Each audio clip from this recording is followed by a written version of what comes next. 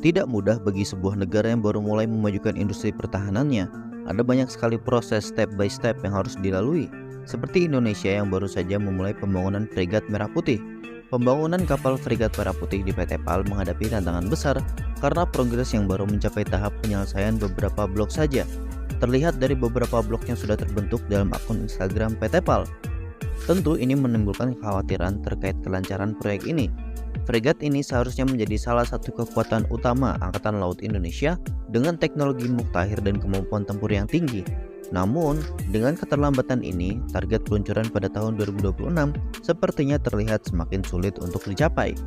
Ketidakpastian ini bukan hanya bisa mempengaruhi reputasi PT PAL, tetapi juga berpotensi mengganggu rencana strategis pertahanan nasional. Sebagai pengalaman pertama dalam membangun sebuah fregat raksasa, meraba-raba merupakan hal yang wajar.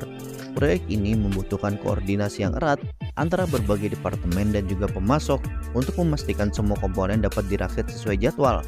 Namun, jika satu saja dari elemen ini tertunda, seluruh proyek bisa terhambat. Oleh karena itu, PT PAL perlu mengidentifikasi dan mengatasi setiap kendala yang muncul dengan cepat dan efisien untuk mengembalikan proyek ini ke jalurnya. Tidak hanya teknis yang harus bagus, manajemen proyek yang baik juga menjadi kunci untuk memastikan keberhasilan pembangunan fregat Merah Putih. PT PAL perlu memperkuat tim manajemen proyek mereka dengan menambahkan ahli-ahli yang berpengalaman dalam pembuatan kapal perang.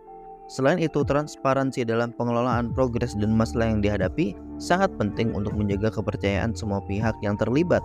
Melibatkan pihak ketiga untuk melakukan audit dan evaluasi juga bisa menjadi langkah strategis untuk memastikan setiap tahap pembangunan berjalan sesuai rencana. Pemerintah Indonesia sebagai pemangku kepentingan utama juga perlu memberikan dukungan penuh baik dari segi kebijakan maupun finansial untuk menyukseskan proyek pembangunan kapal ini.